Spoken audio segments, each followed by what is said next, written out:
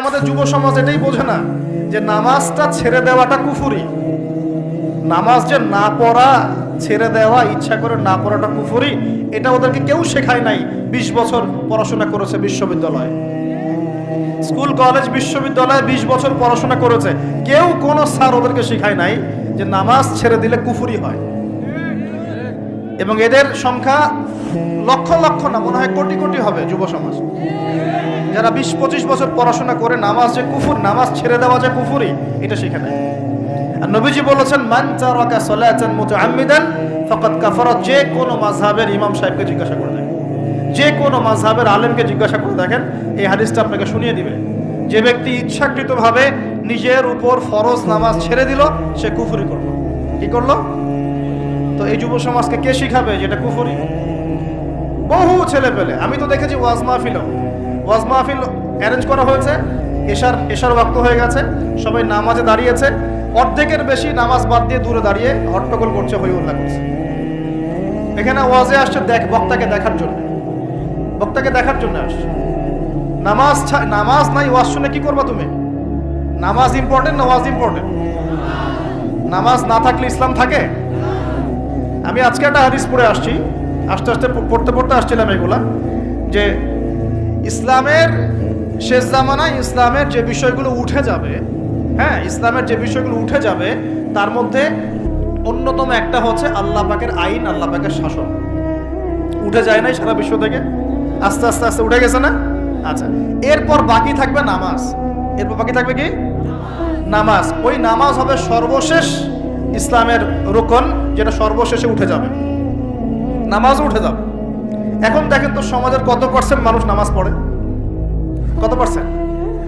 একটু হিসাব করবেন, খালি মসজিদে ফজরের ওয়াক্তে আর এশার ওয়াক্তে যাওয়া আসা করে বুঝতে পারবেন যে নামাজ কত পার্সেন্ট মানুষ পড়ে, 5 ওয়াক্ত নামাজ কত পার্সেন্ট মানুষ পড়ে। তাহলে এই যে নামাজ শেষে উঠে যাবে, তাহলে শেষের সময় আমরা চলে আসছি না? আর সবার প্রথমে উঠে যাবে এই উম্মতের মধ্যে আমানত। কি উঠবে ভাই? এটা তো পুরো ঢাকা শহর থেকে উঠে গেছে। ঢাকা শহর কেউ কাউকে বিশ্বাস করতে পারে না, স্বামী পর্যন্ত স্ত্রীকে বিশ্বাস করতে পারে না, স্ত্রী স্বামীকে বিশ্বাস করতে পারে না, ভাই ভাইকে বিশ্বাস করতে পারে না, বোন বোনকে বিশ্বাস করতে পারে না। হ্যাঁ, ইমাম সাহেবকে কমিটি বিশ্বাস করতে পারে না, কমিটিকে ইমাম সাহেব বিশ্বাস করতে পারে না, মাহফিল কমিটিকে বক্তা বিশ্বাস করতে পারে না, বক্তাকে মাহফিল কমিটি বিশ্বাস করতে পারে না। হ্যাঁ, তারপর দেখা যায় যে বস, অফিসের বস কর্মীদেরকে বিশ্বাস করতে পারছে না, কর্মীরা বসকে বিশ্বাস করতে পারছে না, শাসক জনগণকে বিশ্বাস করতে পারে না, জনগণ শাসককে বিশ্বাস করতে পারে না। সর্বত্র চলছে অবিশ্বাসের যুগ। বাজারে যাবেন কেনাকাটা করতে, বলবে একদম টাটকা ভাই, একদম ফ্রেশ, 7 দিনের জিনিস ফরমালিন মায়ের আপনাকে খাওয়াই দিয়ে দিল। বিরিয়ানি তো আমাদের এখানকার একটা কালচার। বিরিয়ানির ইয়েতে যাবেন, গরু বলে যে কত কুকুর শিয়াল খাওয়াই দিচ্ছে আল্লাহ ভালো জানে, তাই না? গরু খাসি বলে কুকুর শিয়াল খাওয়াই দিচ্ছে, একদম তাজা দেশি মুরগি বলে মরা মুরগি খাওয়াই দিচ্ছে। হ্যাঁ, বড় বড় রিনাউন কয়েকটা অভিযান করলো না কয়েকদিন আগে, দেখলেন মানুষকে মারার মতো বিষাক্ত রং মিশিয়ে খাওয়াই দিচ্ছে। আমানত সবার আগে উঠে যাবে, আমানত, বিশ্বাস। আমানতদার ব্যক্তিকে বলা হবে খেয়ানতকারী ব্যক্তি, আর খেয়ানতকার যে, ওকেই বলা হবে আমানতদার। যে আমানতদার তাকে বলা হবে খেয়ানতকারী, আর যে খেয়ানত করে ওকেই বলা হবে আমানতদার।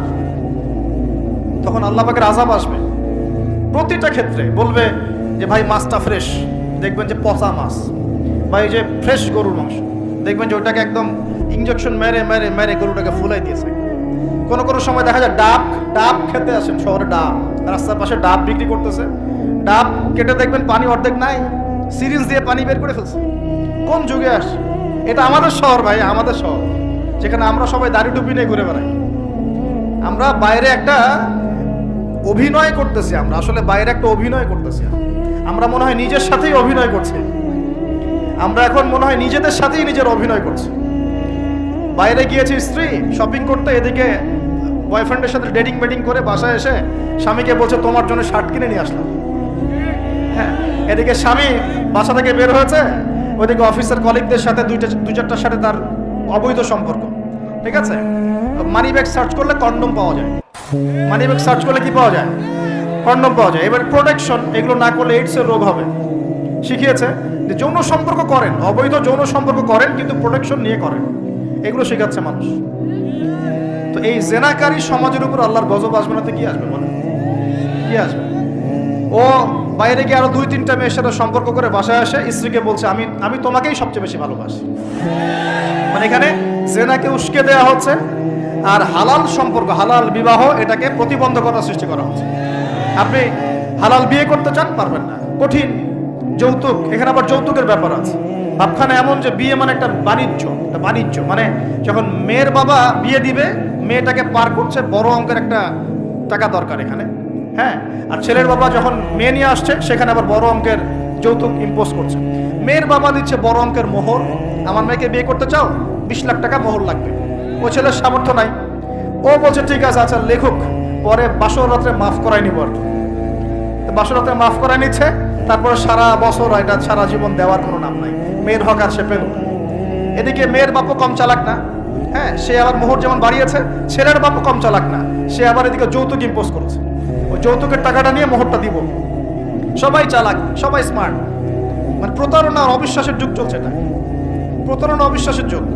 একটা মেয়েকে বাইরে পাঠিয়েছেন বাবা, সেই মেয়ে বাবার কাছে খুব ভালো, দুধ খেতে মানে নাক চিপলে দুধ বেড়ায়, এমন একটা অবস্থা মেয়ের।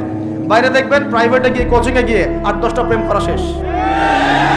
হ্যাঁ, ছেলেকে পাঠিয়েছেন ইউনিভার্সিটি, বিশ্ববিদ্যালয়, আমাদের শহরেই। ছেলে খুব ভালো বাবার কাছে, একদম নাক চিপলে দুধ বেড়ায়। বাইরে গিয়ে দেখবেন এদিকে 8-10টা মেয়ের সাথেও সম্পর্ক করা শেষ। এই যে পিচ্ছি ছেলেকে আমরা রাস্তাঘাটে দেখি, ঢাকা শহরের কিশোর গ্যাং তৈরি করেছে, কিশোর গ্যাং। হ্যাঁ, গুন্ডামি। ওই তামিল কিছু মুভিজ দেখায়, হ্যাঁ, মারামারি করছে, একটা ঘুষি দিলে একদম গাছের উপর উঠে যায়। হ্যাঁ, ওগুলো দেখে শিখছে, হকি স্টিক নিয়ে, চাকু চাপাতি নিয়ে ঘুরে বেড়ায়। পিছনে মেয়ে তো থাকবেই বাইক থাকলে। আর মেয়ের অবস্থাটা এমন যে পোশাক তো নাই। মনে করেন ছেলের পোশাক এখন মেয়ে পরছে, মেয়ের পোশাক ছেলে পরছে না, এখন তো ওই যুগ চলছে। এখন এই পোশাক পরে ছেলেকে পিছন থেকে এমন ভাবে জড়িয়ে ধরে যাচ্ছে রাস্তা দিয়ে, ওপেনলি, পাবলিকলি, মনে হচ্ছে ওর স্বামী মনে হয়। আপনি কি আপনার স্ত্রীকে নিয়ে এভাবে ঘুরে বেড়ান? আপনি নিজে আপনার স্ত্রীকে নিয়েও এভাবে ঘুরতে লজ্জাবোধ করেন, আর তার সাথে তার কোনো হালাল সম্পর্কই নাই, জড়ায় ধরে ঘুরে বেড়াচ্ছে। মনে হচ্ছে খালি ওই বাইকের মধ্যে একটা বালিশ দিতে পারলে ভালো হতো, একটা বালিশ আর একটা শোয়ার জায়গা দিলে বাকি কাজটা এখানেই করে ফেলে পাবলিকলি। নবীজি এটাই বলেছিলেন, শেষ জামানায় রাস্তাঘাটে মানুষ জেনা করবে, এটা দেখার জন্য ঢাকা শহর সবচেয়ে ভালো জায়গা। এখন ঢাকার মতো বড় বড় যে শহরগুলো আছে না, সবগুলো এগুলো জাজল্যমান দৃষ্টান্ত হয়ে আছে। রাস্তাঘাটে মানুষ জেনা করবে। মেয়েকে পড়তে পাঠিয়েছেন, টিউশন দিয়েছেন, টিচারের সাথে অবৈধ সম্পর্ক করা শেষ। কোনো জায়গায় টিচারকে বাসায় নিয়ে আসছেন, বাসায় এসে আমার মেয়েকে পড়ায় যান। কত বড় বুদ্ধিমান পিতা আপনি! হ্যাঁ, অলরেডি দেখবেন তার সাথে তার ঘটনা ঘটা শেষ হয়ে গেছে। একটা মেয়ে যে রাত্রে, যে 12টা 1টা 2টা বাজে বাইক নিয়ে ঘুরছে, ওকে কি রাস্তাঘাটে ঘুরতে 12টার সময় কেউ বলেছিল? এখন যদি এই 2টা 3টা ছেলে মিলে ওকে ধর্ষণ করে, দোষটা কি ছেলেটার হবে না মেয়েটার দোষ নাই? এখানে মেয়ের বাবার দোষ নাই, মেয়ের ফ্যামিলির দোষ নাই? তাহলে আমরা শুধু কেন ছেলেদের দিকে ফোকাস করি কেন? শেষ জামানায় 2 শ্রেণীর মানুষ আসবে। এক শ্রেণী হচ্ছে হাতের মধ্যে মানুষকে মারার কিছু অস্ত্র নিয়ে ঘুরে বেড়াবে। এরা মানুষকে নির্মমভাবে মানুষকে পিটাবে। এই শ্রেণীকে আমি দেখিনি, এরা আসবে পরে। আর এক শ্রেণী হচ্ছে এমন এক শ্রেণীর মহিলা বের হবে, যারা কাপড় পরেও নগ্ন থাকবে, নিজেরাও আকৃষ্ট হবে, অন্যকে আকৃষ্ট করবে। তো এই মেয়েদেরকে তো দেখতে পাচ্ছেন, এখন পাচ্ছেন না? তার মানে কিয়ামত কাছে না দূরে? আর আমি এখন ওই হাতে লাঠিওয়ালা ওই গ্রুপকেও খুঁজে পেয়েছি। হাতে লাঠিওয়ালা সেই গ্রুপ কোনটা জানেন? ওই যে ঘরের মধ্যে ঢুকায় যে ছেলেগুলোকে মেরে রাত্রেবেলা মেরে ফেলায়, সেটা করবে। বিভিন্ন হলে দেখেন না, হকি স্টিক নিয়ে 8জন 10জন মিলে এক একটা করে ছেলেকে ডেকে নিয়ে পিটাই মেরে ফেলায়, এগুলা সেই ছেলে। এই চলমান ফিতনাময় পরিবেশে নিজের ঈমান আমলকে এমনভাবে ধরে রাখবেন যেমন করে হাতের মধ্যে মানুষ আগুন ধরে রাখে, ঈমান ধরে রাখে। পরিবারের মধ্যে বেপরদামিকে স্থান দিবেন না। পরিবারের ছেলে কি করছে, মেয়ে কি করছে, আপনার আত্মীয় স্বজনের হক ঠিক আছে কিনা, প্রতিবেশীর হক ঠিক আছে কিনা, প্রতিটা বিষয় as a Muslim leader of the family আপনাকে এগুলো দেখতে হবে। আল্লাহ পাক তৌফিক দান করুন। এবং বেশি সামাজিক কিছু অ্যাসোসিয়েশন গড়ে তুলবেন, যেগুলো সামাজিক অন্যায়গুলোকে প্রতিরোধ করবে ইনশাআল্লাহ। সামাজিকভাবে ন্যায় ছড়িয়ে দিবে, সামাজিকভাবে ইসলাম ছড়িয়ে দিবে ইনশাআল্লাহ তাআলা। শিক্ষা প্রতিষ্ঠান গড়ে তুলবেন, যেখানে জেনারেল এবং ইসলামিক শিক্ষার সমন্বয় থাকবে, আলোকিত প্রজন্ম গড়ে উঠবে ইনশাআল্লাহ তাআলা। এরকম সমাজের অবস্থায় কি আল্লাহর আযাব আসবে না রহমত আসবে? এই হচ্ছে আমাদের সমাজের অবস্থা। এখন কতগুলো বলে শেষ করব। প্রতি ঘরে ঘরে ব্যভিচার ঢুকে পড়েছে, ঘরে ঘরে ব্যভিচার, পরকিয়া ঢুকেছে, পরকিয়া। আর অর্থনৈতিক ক্ষেত্রে ঘরে ঘরে ঢুকেছে সুদ আর সুদ, ঘুষ ঢুকেছে ঘুষ, এদিকে সুদ ঢুকেছে, দুর্নীতি ঢুকেছে, অন্যের সম্পদ অন্যায়ভাবে হস্তক্ষেপ করার নোংরা সংস্কৃতি ঢুকে পড়েছে প্রত্যেক জায়গায় জায়গায়। আমাদের ইয়াং জেনারেশন নিজেদের ইতিহাস ভুলে গেছে, যে আমরা কার উত্তরসূরি। খালেদ বিন ওয়ালিদের নামও তারা জানে না, উমর ইবনুল খাত্তাবের নাম জানে না, তারেক বিন জিয়াদকে চিনে না, মুহাম্মদ বিন কাসিমকে চিনে না। এরা ক্রিস্টিয়ানো রোনাল্ডোকে চিনে, এরা মেসিকে চিনে, নেইমারকে চিনে, এরা আমাদের ক্রিকেটারদেরকে চিনে। মাশাআল্লাহ, দেখো দিন দিন আমরা বিপথে যাচ্ছি, তারা হেদায়েতের দিকে আসছে। যারা এখন বিপদগামী ছিলেন আমরা মনে করতাম, তারাই এখন হেদায়েতের দিকে আসছেন। আর আমরা এখন মুসলিম ঘরে জন্মগ্রহণ করে নামাজ ছেড়ে দিচ্ছি, কোরআন পড়া ছেড়ে দিচ্ছি। এটা কি ধরনের কথা? আমার পরিবারের মা বোনরা কিভাবে বেপরদায় বাইরে যায়? আমার পরিবারের কর্তা আমি কেমন করে আমার পরিবারের স্ত্রী সন্তান মেয়েরা বাইরে বেপরদায় যাবে? কিভাবে যাবে? আমি তো পরিবারের কর্তা, আমি পরিবারের স্বামী, আমার স্ত্রী কেমন করে বেপরদায় বাইরে যাবে? আমার ছেলে কেন নামাজ পড়বে না? নামাজ না পড়ে সে ভাত খাবে কিভাবে? নামাজ না পড়ে আমার পরিবারে আমার ছেলে ভাত খাবে কিভাবে? আমার মেয়ে কেমন করে ভাত খাবে?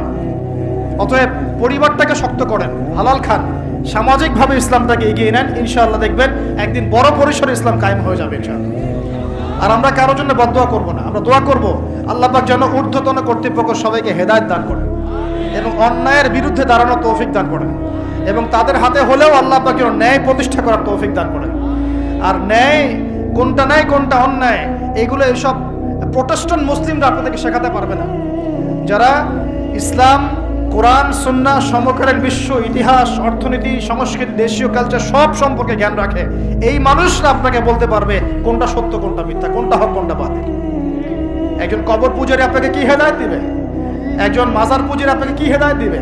একজন বেদাতি আপনাকে কি হেদায়েত দিবে? হেদায়েত তো নিতে যান খালি ওদের কাছে, আর জ্ঞানী মানুষকে তো মূল্যায়ন করেন না। যারা বুদ্ধি বিক্রি করে খায় ওদের কাছে পরামর্শ নিচ্ছেন। আর কিছু বিষয় বলতে বলতে মুখের ফেনা উঠিয়ে দিলাম, তারপরেও কোনোদিনও বললেন না যে হ্যাঁ কথাটা গ্রহণ করা যায়। কি আশ্চর্য! যখন একটা সমাজের মধ্যে এই পাপগুলো ছড়িয়ে পড়বে তখন আল্লাহ পাকের গজব আসবে, এটা আসবেই। কিভাবে প্রতিরোধ করার কোনো সুযোগই নাই, আপনাকে প্রতিকারও করার কোনো সুযোগ নাই।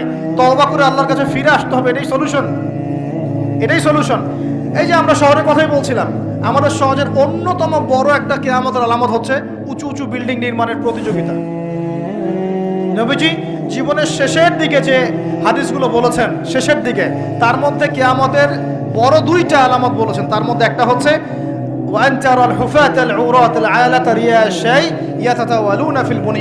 যখন দেখবে সমাজের সবচেয়ে নিম্ন শ্রেণীর মানুষেরা, রাখাল টাইপের মানুষ, গায়ে জামা নাই, পায়ে স্যান্ডেল নাই, উঁচু উঁচু বিল্ডিং নির্মাণের প্রতিযোগিতা করছে।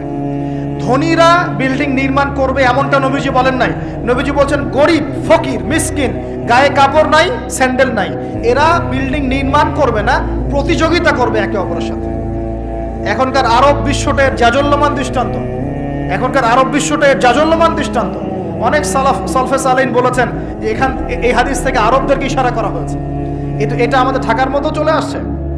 কালকে যার এক জায়গা টাকা পয়সা ছিল না, আজকে 10 তলা 20 তলা ফ্ল্যাটের মালিক। কিভাবে সম্ভব? সুদের মধ্য দিয়ে সম্ভব, দুর্নীতির মধ্য দিয়ে সম্ভব, কালো টাকার মধ্য দিয়ে সম্ভব, অন্যের সম্পদ অন্যায়ভাবে হস্তক্ষেপ করার মধ্য দিয়ে সম্ভব।